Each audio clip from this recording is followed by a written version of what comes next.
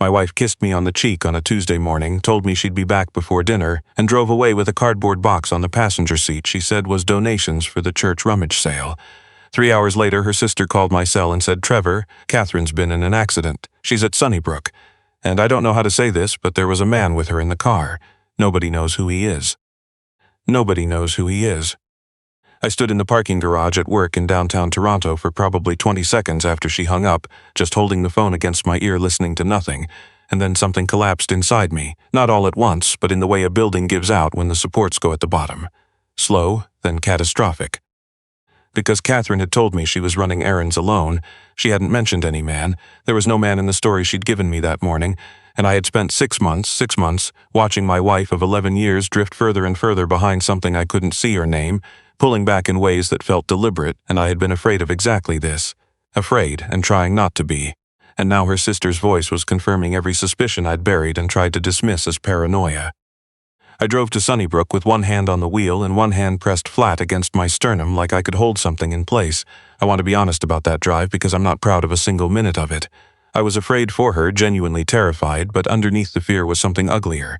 A cold, sick certainty that settled in my gut before I'd even merged onto the 401. Of course there was a man. Of course. The early mornings I'd find her already up, already at the kitchen table with her laptop closed as soon as she heard my footsteps. The calls she took in the garage with the door pulled half shut. The way she'd come home some evenings looking hollowed out, like she'd been carrying something heavy all day and hadn't set it down yet.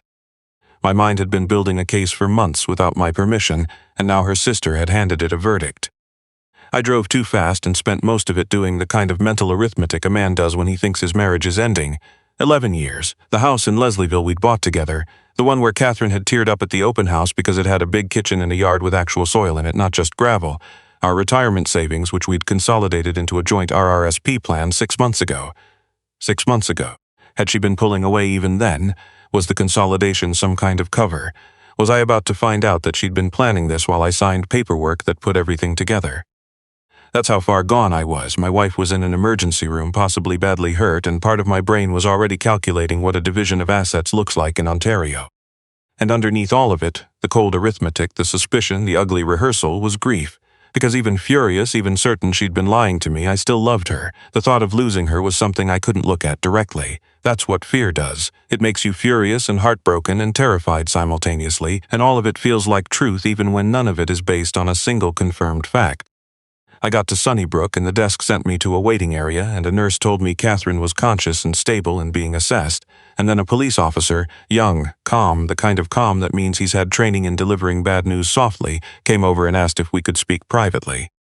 He led me down a side corridor. He was carrying a clear evidence bag. Inside was a manila envelope, thick, water-warped at one corner. My name was written on the front of it in Catherine's handwriting.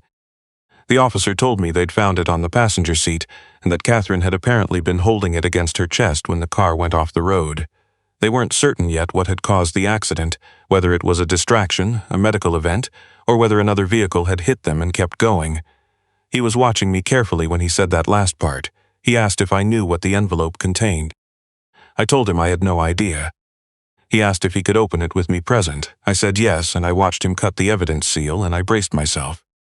I need to tell you what I was expecting because what I actually found was so different that my brain and my eyes spent a long moment refusing to agree on what they were seeing. I expected photographs, I expected a printed conversation, screenshots, something that would confirm the story my fear had been writing for 6 months.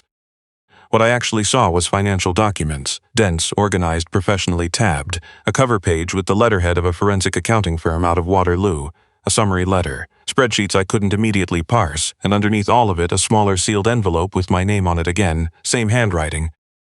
I stood in that hospital corridor completely still. Then, slowly, the way understanding comes when the truth is too large to arrive all at once, I began to realize that I didn't understand anything at all. Let me go back because none of this makes sense without what I didn't know, and what I didn't know begins not with Catherine but with my business partner of 14 years, a man named Blake Harrington. Blake and I started our commercial real estate brokerage together when we were both in our late 20s, 2 desks in an Etobicoke office building, a shared printer, and enough stubbornness to make it work. And it did work. The firm grew steadily. By the time any of this happened, we had a solid client base, a good reputation in the Toronto market, a team we'd built hire by hire, not Bay Street money, but genuinely comfortable. We'd earned it together. Blake was my closest friend. He'd been my best man at our wedding. He'd been at Sunnybrook once before, the night Catherine miscarried, which was the worst night of our marriage, sitting in a waiting room for 4 hours because he said he didn't want me to be alone. He was the kind of man who remembered what you ordered at a restaurant, who called on the right days, who made you feel when he was talking to you like you were the most important person in the room.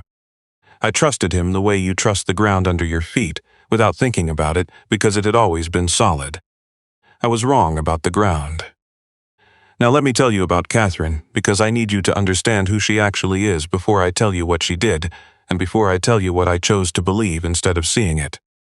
Catherine kept her maiden name professionally. Where I make decisions fast and run loud, she's careful, methodical. She used to manage audits for a tech firm before she went to part-time consulting so we'd have more flexibility, and she is extraordinarily good at the thing she does, which is finding the number that doesn't belong, the anomaly buried in a clean-looking set of figures. She's the one who noticed years ago that we were overpaying on our mortgage insurance and sorted it out quietly without making it a production. She reads the fine print on things I wave through. She's also the most loyal person I've ever been close to. Not loudly, Catherine doesn't wear her loyalty like a badge, but in the way it shows up when it counts. When my mother was sick 2 years ago and I was flying back and forth to Halifax nearly every other weekend, Catherine held everything together at home without complaint, and somehow managed to also become the person my mother called when she needed someone to talk to, because Catherine has a quality where people feel safe with her, genuinely safe. I knew all of this. I had 11 years of evidence for exactly who my wife was, and when she started acting strange, I set every piece of that evidence aside and let my fear write a story. Here's what I was seeing starting about 7 months before the accident. Catherine became preoccupied. She started going to bed later, and I'd sometimes find her at the kitchen table at midnight, laptop open, going quiet when I came downstairs. She started taking calls from numbers I didn't recognize. I noticed because I noticed everything by then, which is what suspicion does to you. It turns you into an auditor. And when I asked who it was, she'd say it was a consulting client, nothing detailed, and changed the subject a beat too smoothly. She took 3 overnight trips, to Waterloo, to Ottawa, once to Vancouver. She called them work, new clients. She was vague about them in a way that wasn't like her, and there was a weight she carried that I could see but couldn't name, like something was pressing on her that had no outlet.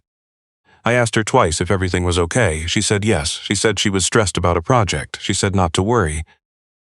I worried.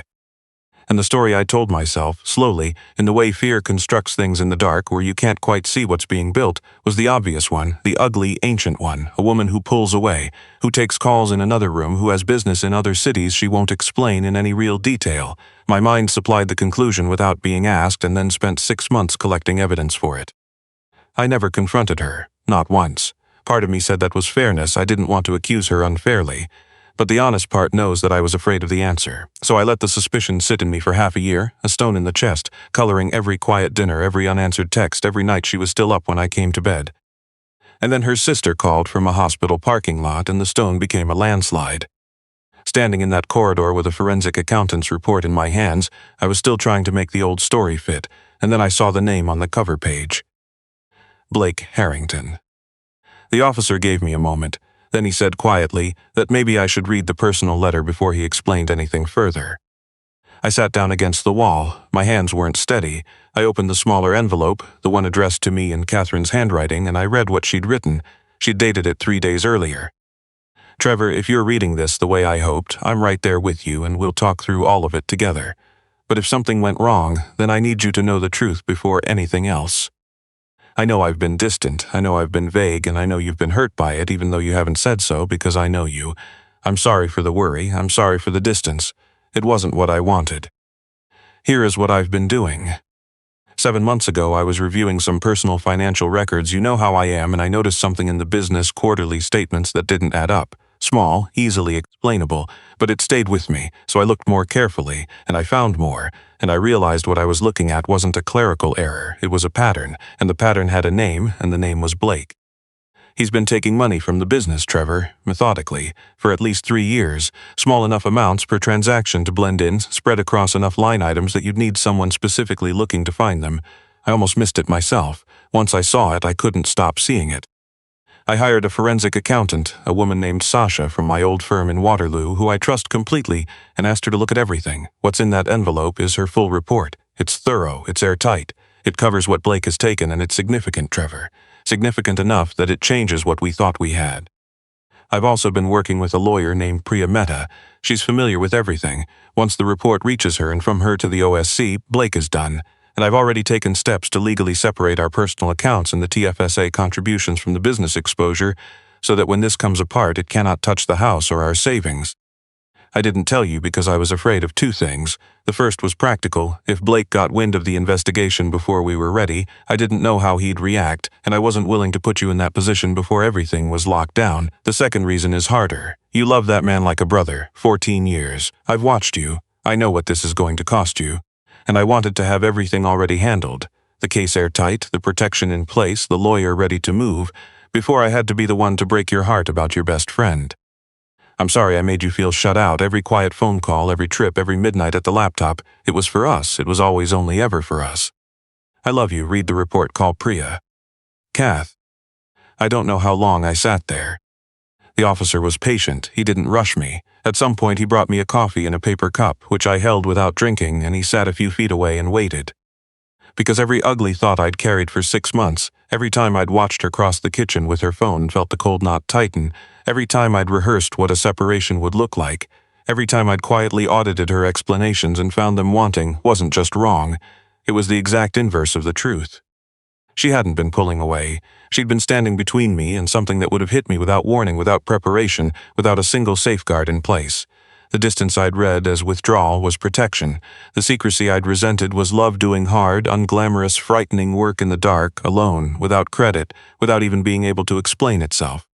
She had found out that the person I trusted most in the world, the man who had held my arm at my wedding, who had sat in a waiting room for me on the worst night of my marriage, had been quietly robbing us for years, and she had not come to me half-informed and sent me charging in to confront him. She had built the case, layer by careful layer, for 7 months, so that when she finally handed it to me, I would have everything. A solved problem, not a half-finished crisis. And I had sat across the dinner table from her for all of those months and suspected her of betrayal. I have to live with that. I found the surgical team eventually. A doctor told me Catherine had a fractured collarbone, several broken ribs, and a concussion, and that she was lucky the other vehicle had caught the rear of her car rather than the side. She told me Catherine would recover fully, but that the next several weeks would be difficult. She said I could see her in 20 minutes. About 10 minutes later, a man came and found me in the waiting room. His name was Roger, and he told me quietly that he worked with Sasha's firm. He was the one who had been in the passenger seat. His arm was in a sling. He was the unknown man. He was 50-something, calm, and looked exhausted in the way that people look when adrenaline has been running the show for several hours and is finally withdrawing. He told me they'd been transporting the finalized report to Priya Mehta's office when a silver SUV came up hard behind them on the DVP and hit them enough to send the car into the guardrail. He said the police weren't certain yet whether it was deliberate. He said Catherine had mentioned more than once in the weeks before that she felt they might have been noticed. He said she'd been careful. He said she was one of the clearest-headed people he'd ever worked with on something this delicate. Then he said something I keep coming back to. He said your wife's main concern, every single time we met, wasn't the money, it wasn't even the legal outcome, it was you. She kept saying she wanted to hand you a solved problem. She said she couldn't wait until it was over so she could stop keeping things from you, because she hated it. She said the hardest part of the whole thing wasn't the investigation, it was having to be distant from you without being able to explain why. I put my face in my hands. Because while she'd been agonizing over the wall she had to keep up, I'd been on the other side of it, convinced the wall was proof she'd stopped loving me, the same distance that was hurting her because she couldn't be close to me. I'd been reading as evidence of her disloyalty. We were both suffering over the same thing from opposite sides, and only one of us had known what it actually meant. They let me in to see her.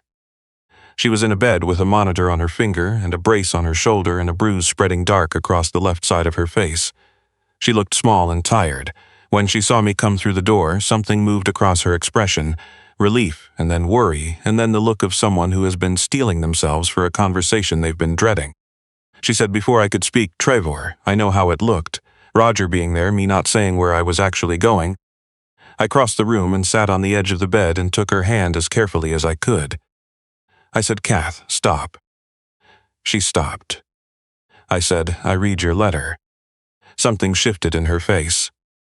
I said, and I need to tell you something. I need you to hear this. I doubted you, for months.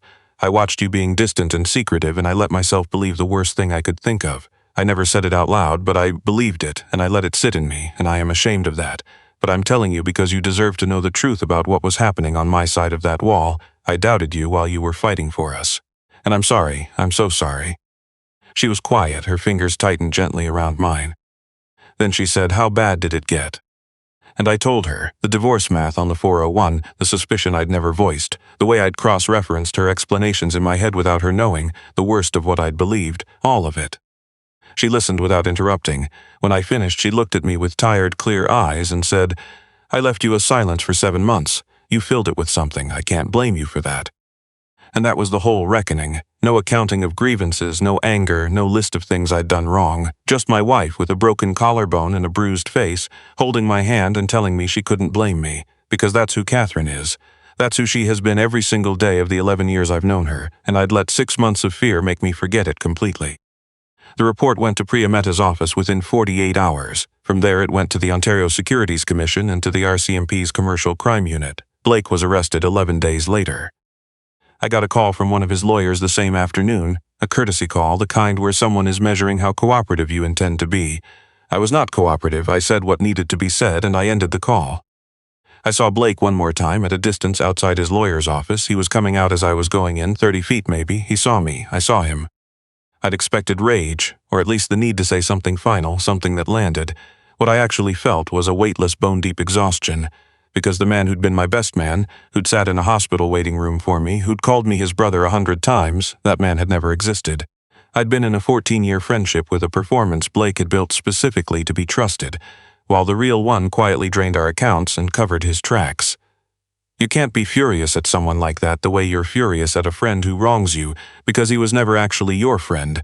You just grieve the version of him you thought you knew, the one who turned out to be a character he was playing. I grieved it, I still do, at the edges of things. 14 years is 14 years, even when most of it was a lie. But here is what I know now, on the other side of all of it. I gave 14 years of loyalty, real loyalty without reservation, to a man who was stealing from me throughout, and I withheld it from the woman who was doing the most costly, selfless, frightening thing anyone has ever done for me. I had my trust aimed in exactly the wrong direction. That's the thing that rearranges how you see the world when you finally understand it. Catherine's recovery was slow. 6 weeks of limited movement, a long stretch of physio, a patience I had to work at consciously, because watching someone you love hurt and not being able to fix it quickly is its own particular difficulty. But I was there for every appointment, every prescription refill from the shoppers 2 blocks from the house. Every night she couldn't sleep because her ribs were aching. I made soup that was not very good and she ate it and criticized it only lightly, which I've decided is the truest form of affection. Because of what Catherine had done, the legal steps she'd taken months before, our personal accounts were protected when Blake's situation came apart. We didn't lose the house. We didn't lose the savings. What we lost was a business partnership I'll have to rebuild from a different foundation, and a friendship that was never real. Those are genuine losses, and I don't make them small. But we kept everything that was actually ours.